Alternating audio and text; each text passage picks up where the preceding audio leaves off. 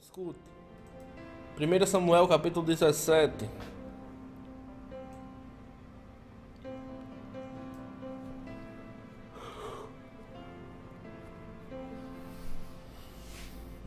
Primeiro Samuel capítulo 17, versículo 12. A Bíblia diz assim: Davi era filho de Jessé, o efrateu de Belém de Judá. Jessé tinha 8 filhos e já era idoso na época de Saul.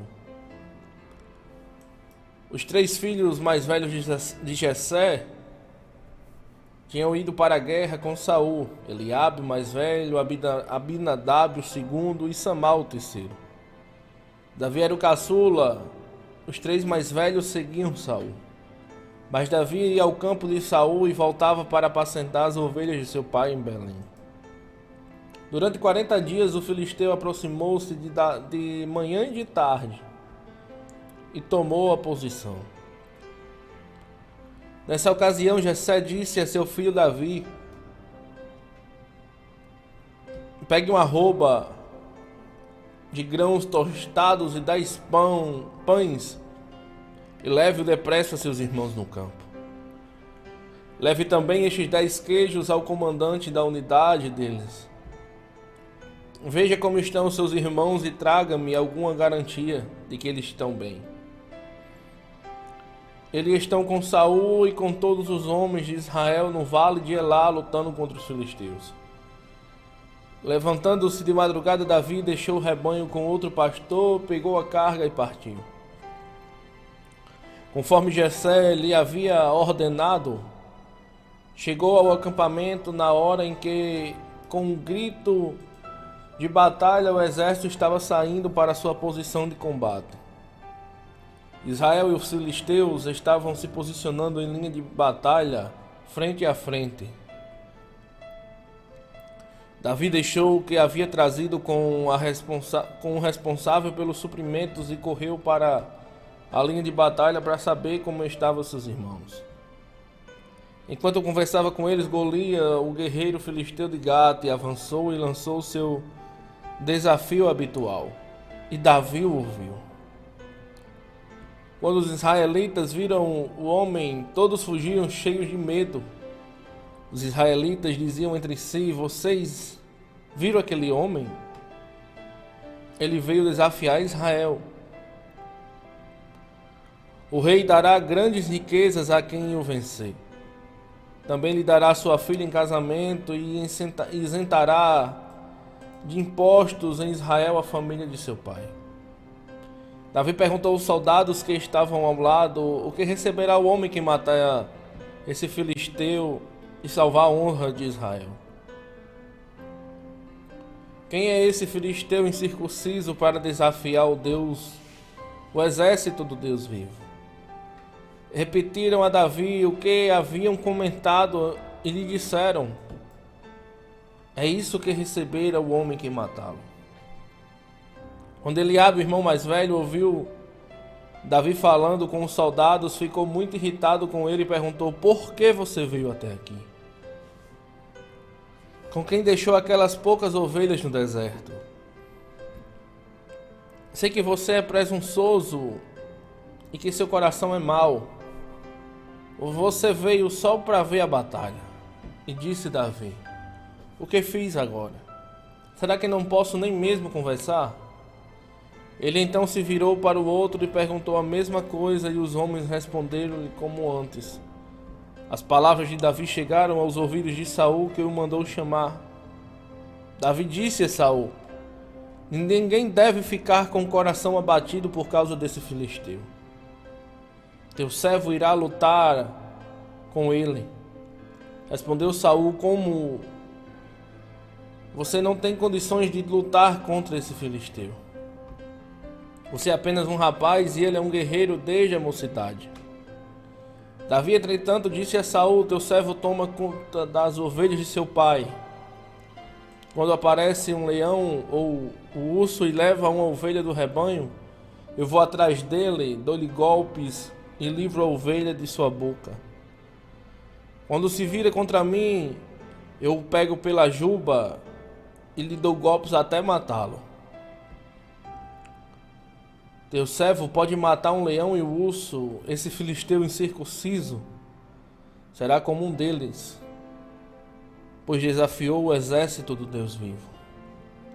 O Senhor que me livrou das garras do leão e das garras do urso me livrará das mãos desse filisteu. Diante de Saul, Diante disso disse Saul a Davi: vá, e que o Senhor esteja com você. Essa história é bastante conhecida pela gente e nós gostamos de ler essa história e meditar sobre isso e ver a ousadia de Davi ao ver Golias afrontando o exército de Deus. Uma história bastante lida, bastante pregada, bastante comentada.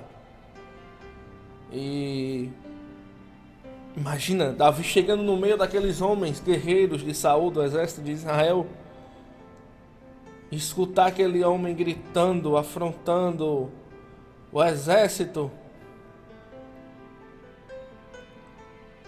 E a ousadia toma de conta do seu coração. E ele diz: quem é esse incircunciso para afrontar o exército do Deus vivo?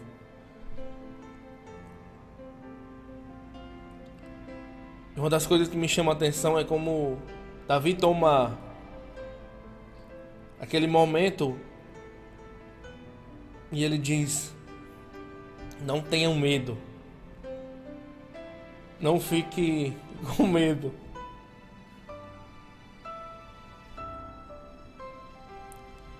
De repente cai aos ouvidos de Saul que Davi disse que ia enfrentar Golias. Saul mandou chamar e ele disse: meu senhor, eu já matei o urso, já matei o leão, estou preparado para lutar contra Golias. Eu não tenho medo dele. É como se ele dissesse, ao chegar a promessa e alguém o questionasse, é como se ele dissesse, como se eu e você, quando chegarmos na promessa e alguém nos questionar, nós vamos dizer: já matei o urso, já matei o leão. Nós trazemos pra gente, agora a gente vai dizer: eu já preparei, eu já me preparei, eu não desisti não, é por isso que eu cheguei até aqui. Talvez muitas pessoas vão dizer: como é que você chegou aí? Você não tem capacidade. Você deve ter caído de paraquedas aqui.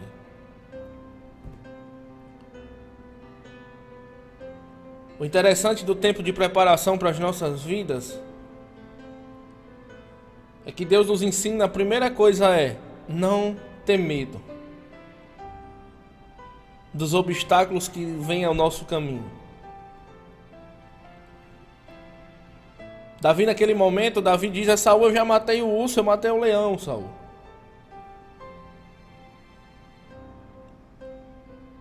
Deus nos coloca no tempo de preparação para que a gente aprenda a não ter medo, a não ficar paralisado, a não ter receio, para quando chegar um dia da promessa,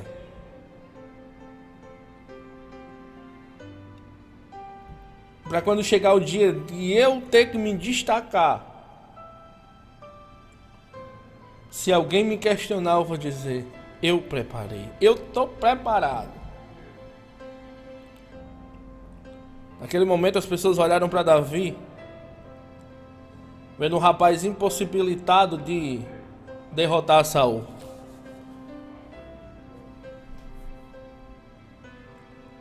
Naquele tempo as pessoas olharam para Davi como se Davi fosse apenas mais um menino. Os seus irmãos não acreditaram nas palavras que ele dissera. Davi apenas estava perguntando aos soldados o que era que estavam dando se alguém derrotasse Golias.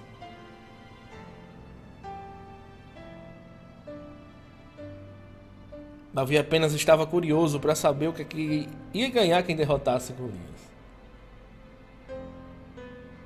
Mas por dentro dele, Davi estava dizendo: eu vou enfrentá-lo. Eu vou enfrentar Davi. Talvez seja assim na minha vida e na sua. Quando surgem os gigantes de nossas vidas, algumas pessoas pensam que a gente não vai conseguir derrotá-los. Talvez quando surgem alguns gigantes em nossas vidas, a gente pensa que acabou tudo. Nós esquecemos do tempo de preparação, nós esquecemos de tudo. Às vezes surge algum problema nas nossas vidas que a gente acha que é incapaz de ser solucionado. Surgem algumas dúvidas no nosso coração que põem abaixo todos os projetos que Deus projetou para as nossas vidas. Surge o gigante do medo, o gigante da dúvida, o gigante, o maior gigante, o gigante da falta de fé.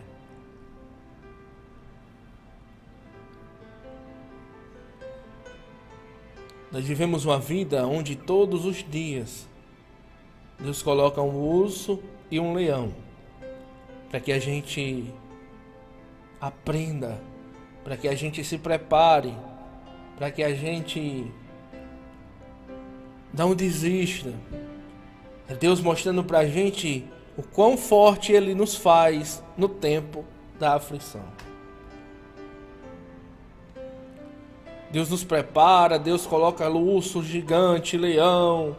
Deus faz tudo para que a gente se prepare. Se você parar para pensar, o gigante que há um ano, alguns meses, foi derrotado na sua vida, e você pensou também que não conseguiria. Surgiu um novo gigante. Talvez você diga: Raul, você é bem mais forte do que o tempo que eu passei difícil.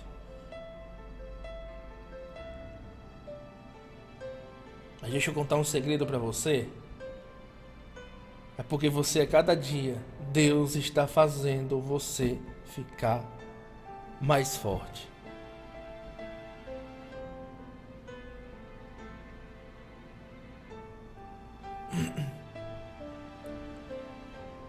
Tem os gigantes que nos prendem nos nossos quartos.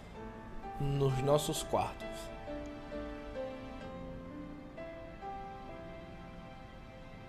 Quem é esse gigante, Raul? A depressão.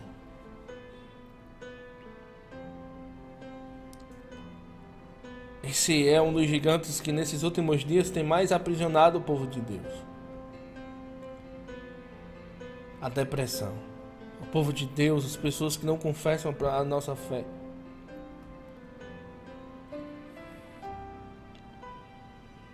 E aí seguram em seus quartos. Pessoas que oravam, não oram mais. Pessoas que eram cheias de Deus e hoje tem que orar por elas. Pessoas que desistiram de tudo, desistiram de viver, desistiram de ser felizes. E hoje, só a tristeza habita no seu coração. Esqueceram todos os milagres, todos os gigantes, todas as tempestades que Deus acalmou na sua vida. E hoje, o que resta no seu coração é a tristeza. A tristeza, a frustração de não ter conseguido ainda viver o que Deus tem para a sua vida. E com isso nós achamos que Deus nos abandonou.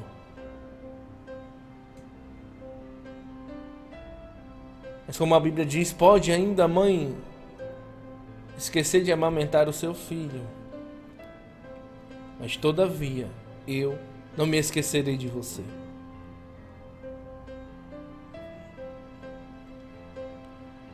O gigante da falta de fé que nos faz duvidar de Deus e acreditar que a nossa luta é bem maior do que nosso Deus. É como se o nosso tempo de espera não fosse mais um tempo de preparação, e sim Deus querendo fazer que a gente sofra. Nós mudamos, invertemos as coisas durante a nossa caminhada pelo tempo de espera. Se você transforma o teu tempo de sofrimento e o seu tempo de espera, se você consegue perceber isso, que é Deus dizendo para você: se prepare. O seu tempo de espera não será um tempo de tormenta, será um tempo de preparação para a sua vida. Se você pega o seu tempo de espera e tempo de preparação, e às vezes nós mesmos transformamos esse tempo em um gigante que nos segura de crescer.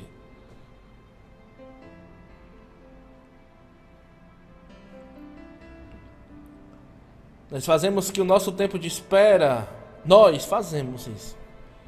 E esse tempo até a chegada da nossa promessa, até o caminho do nosso milagre, nós fazemos que esse tempo seja o tempo mais cansativo, até o ponto da gente querer desistir. Nós transformamos toda uma história que Deus tem para as nossas vidas em uma história de tormenta para nós. Raulson, mas esse tempo de espera, Raulson, por que está tão difícil? Não é que está difícil, Deus está te preparando. Se você começar a pensar como Davi, olhar para aquele gigante como apenas uma luta, como ele disse a Saul: eu já derrotei o urso e o gigante, o leão, eu consigo derrotar ele também. Se você pegar o seu tempo, o seu gigante hoje, você vê que ele é bem menor do que o poder de Deus, ele será apenas mais um gigante na sua frente. Se essa tempestade que te assola, você colocar Deus à sua frente, você verá que será sempre mais uma tempestade. Eu sei que você já ouviu muito isso, e algumas pessoas falar sobre isso e dizer que marinheiro bom só se forma em tempestades. Se você está passando por tempestade, é porque Deus está querendo fazer de você um excelente marinheiro. Quando você olhar para essas coisas que acontecem na sua vida, esse gigante que surgiu, essa tempestade que assola, que bate no seu barco a ponto de você pensar que vai naufragar, você vai se lembrar dessas palavras e você vai dizer: é só mais uma tempestade. É só Deus querendo me treinar para que eu seja o melhor marinheiro desse mar. E é o mar da nossa vida, é o mar da nossa caminhada cristã. Esses altos e baixos espirituais da nossa vida só serão estabilizados quando nós entendermos que as tempestades e os gigantes, que o que surge nas nossas vidas é só Deus querendo fazer eu um marinheiro melhor, um guerreiro melhor. É Deus dizendo para mim e para você que a última palavra quem dá é Ele. Isaías 43, versículo 13, a Bíblia diz: ainda antes que houvesse dia, eu sou e ninguém há que possa escapar das minhas mãos, operando eu, quem impedirá.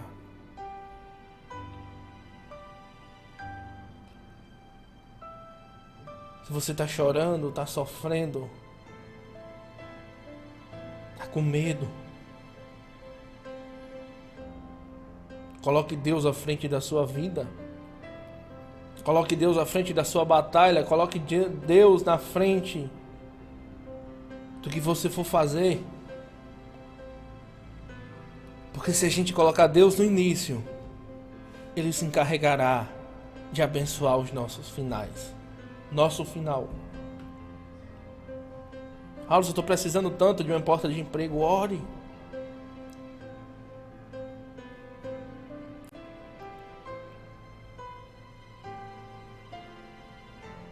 Ore. Os cristãos e as pessoas esqueceram que o segredo da nossa vitória é a nossa oração. As pessoas hoje não investem tempo em oração e muitas delas estão atribuladas com medo. Não entendem o porquê surgiu esse gigante. Esse gigante às vezes também é para que a gente ore.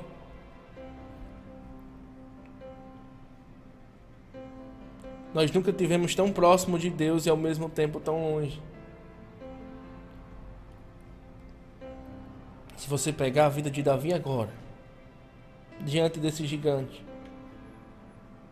eu vejo Davi como uma pessoa que ora.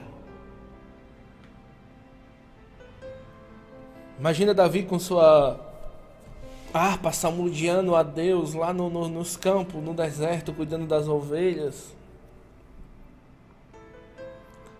E aquela força de Deus entrando em Davi, dizendo: eu estou contigo. Às vezes nós queremos conhecer a Deus e se aproximar de Deus. Mas o método para se aproximar de Deus e conversar com Deus ainda continua o mesmo. Talvez você pergunte: como, Raul? Orando. Ou seja, ajoelhado, ou seja, em pé, ou seja, sentado, deitado. Ainda é o mesmo método. Se aproximar de Deus em oração. Nós queremos se aproximar de Deus, mas nós não queremos orar. Nós queremos aprender de Deus, mas não queremos ler a palavra. Nós se tornamos crentes mais fracos quando a gente não oramos. A Bíblia diz: orai e vigiai.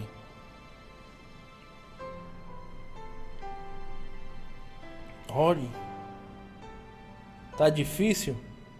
Ore. Raul, surgiu um gigante, você já orou? Às vezes quando você pega o seu problema gigante e ajoelha com ele, ou em pé, ou como você costuma orar, e você vai e ora com ele, e você vê que aquele seu problema não é tão grande quanto você imagina.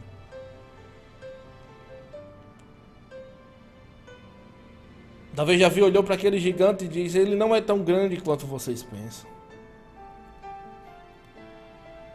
Veja aquele momento, Davi olha para aquele gigante e no seu coração ele diz: meu Deus é bem maior do que ele.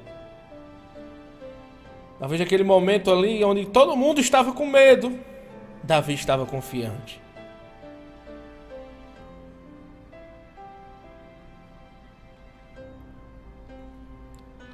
É esse momento onde a gente temos que se destacar. Quando todo mundo está com medo, nós estamos confiantes. Onde todo mundo está com medo do vírus, onde todo mundo está com medo disso, daquilo, disso, no seu coração, dentro de você, existe um Espírito Santo dizendo para você: eu estou contigo. Nesse momento de caos, de medo, que para muitos é momento de escassez, as pessoas estão com depressão, as pessoas estão tomando remédio controlados para dormir. A gente olha para as pessoas e diz: Deus está no controle de tudo.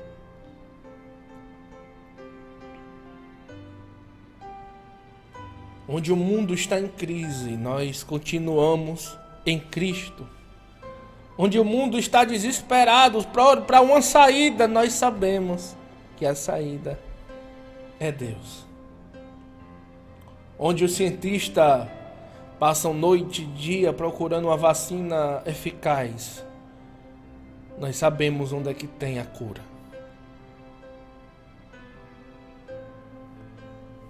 Esse seu gigante que para você é muito grande,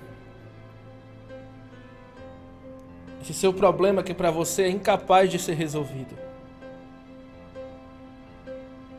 Não sei, talvez seja uma causa na justiça impossível de se realizar. Esse problema será resolvido com oração. Ore. Raul, se eu quero ser uma pessoa cheia de Deus, qual é o segredo? Orar.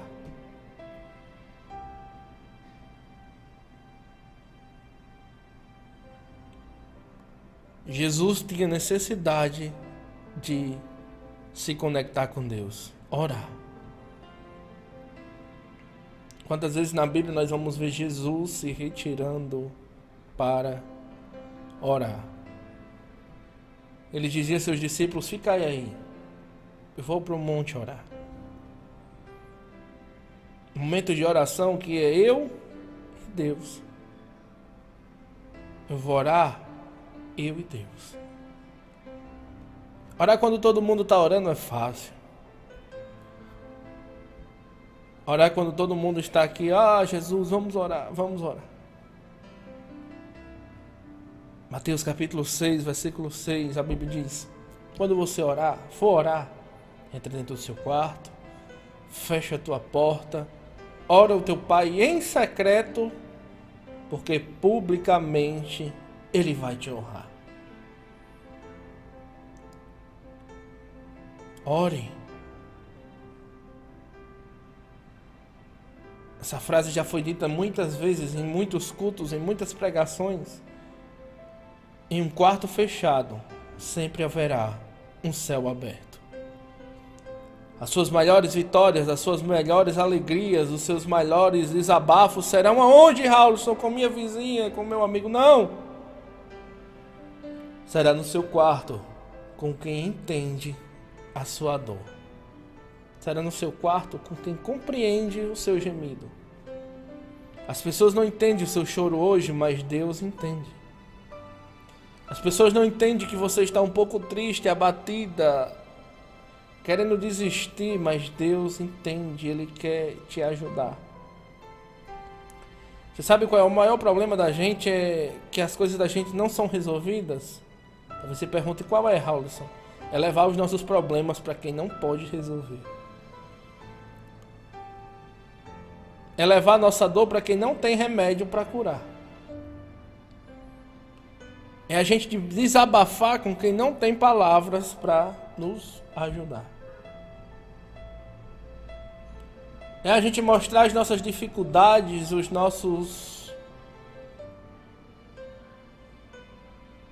as nossas quedas, as nossas fraquezas para quem não tem nada para fazer nas nossas vidas. Leve para Deus. Tem uma música que diz: é Deus e eu, e mais ninguém. Você quer derrotar gigantes? Você quer viver uma vida de milagres, uma vida de vitória?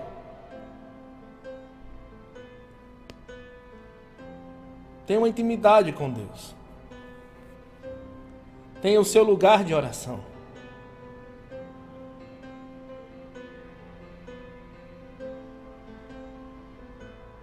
Deus, quando estava na terra, Deus sentia necessidade de ir ao monte orar ao Pai. E por que nós, sendo humanos, cheios de fragilidade, cheio de defeitos, cheio de dificuldades, nós não vamos orar a Deus? Você quer viver uma vida extraordinária? Tenha uma vida de oração. Você quer que Deus opere em você? Tenha uma vida de oração. Nós queremos viver as coisas de Deus, mas não queremos viver uma vida de oração. Ore, ore, até Deus lhe responder e fazer o milagre na sua vida. Ore. Acredite. Persevere. Eu estou triste, eu vou orar. Estou tão desanimado, eu vou orar. Eu estou tão abatido, eu vou orar. Raul, só preciso desabafar com alguém. Deus é a pessoa certa para você desabafar. Por que, Raulson? Porque Ele entende a sua dor. Porque Ele entende o seu sofrimento, o que você passa, Ele entende. A primeira coisa que Davi, quando chegou para saber o que estava acontecendo e para saber como estavam seus irmãos, o seu irmão falou logo: o que é que você quer aqui?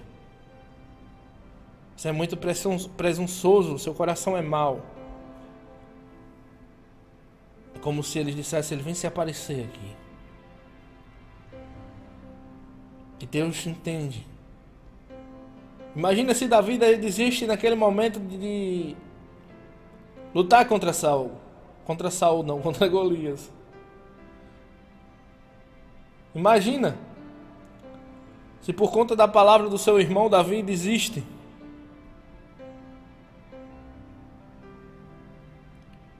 Imagina se Davi volta para trás e diz: não vou enfrentar não, quem são os soldados são eles, eu não vou me meter nisso não. Mas Davi entendia que aquilo ali tinha sido preparado por Deus para a vida dele.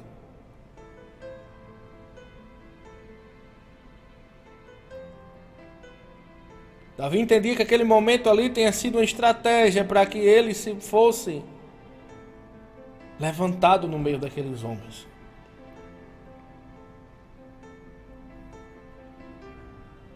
E a palavra do seu irmão não fez com que Davi desistisse. Porque quem tem um coração blindado por oração, não entra palavra de desânimo no coração. Quem tem um coração blindado por oração, não escuta palavra de desânimo.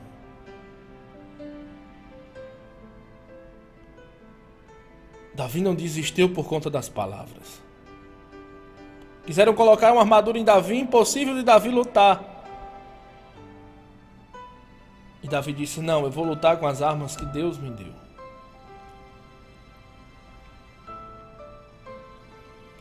Às vezes as armas que Deus te dá para as pessoas sejam loucura, mas para Deus é o que Ele vai usar nas suas mãos.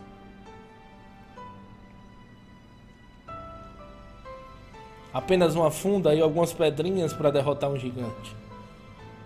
Você está vendo como Deus diminui o gigante tão a ponto de ser derrotado por uma pedra. Você está vendo quando a gente levamos ousadia do Espírito Santo e levamos uma vida de oração. Quando nós chegamos diante do gigante, Deus diz para nós: é o pouco mesmo que você vai usar.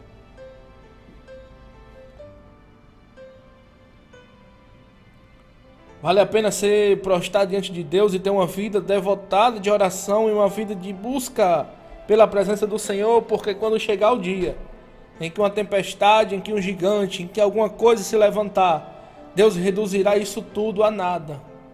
E você conseguirá passar com pouca coisa. Deus mostra pra gente através da vida de Davi que Ele nos exalta, que Ele faz que a gente derrota o gigante, é com a humildade. Não é usando a armadura de Saul, não é usando a armadura de emprestados. É com o que eu tenho para lutar. Deus fará você abençoado com o que você tem. Não queira ter as coisas que as outras pessoas têm para que você seja abençoado. Você é abençoado pelaquilo que Deus tem para a sua vida, pelo que você tem em suas mãos. Talvez você agora olhe para suas mãos e diz: é tão pouco, é no pouco que Deus faz muito. Sede fiel no pouco, que eu te colocarei sobre o muito. Como se Deus dissesse agora pela essa manhã: às 9h39, dissesse para mim e para você: quando nós estamos juntos, os seus problemas são reduzidos a nada. Quando nós estamos juntos, quando eu consigo falar com você, quando eu transmito a minha palavra ao seu coração, filho, o que você está enfrentando é reduzido a nada. Quando o que você está passando é bem menor do que você imagina. É aquele ditado, as pessoas fazem um bicho. Aí quando o problema está tão grande que ninguém pode resolver. Quando nós temos uma vida com Deus, Ele diz: esse problema é fácil de resolver.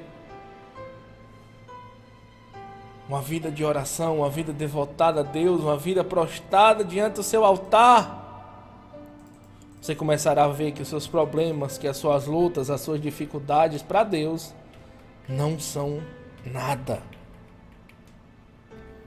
Não coloque força no seu problema, coloque Deus no seu problema. Não coloque obstáculos para que Deus opere em você o milagre que você tanto almeja, que você tanto necessita. Coloque Deus nele. Às vezes nós corremos para um lado, corremos para o outro, tentando resolver.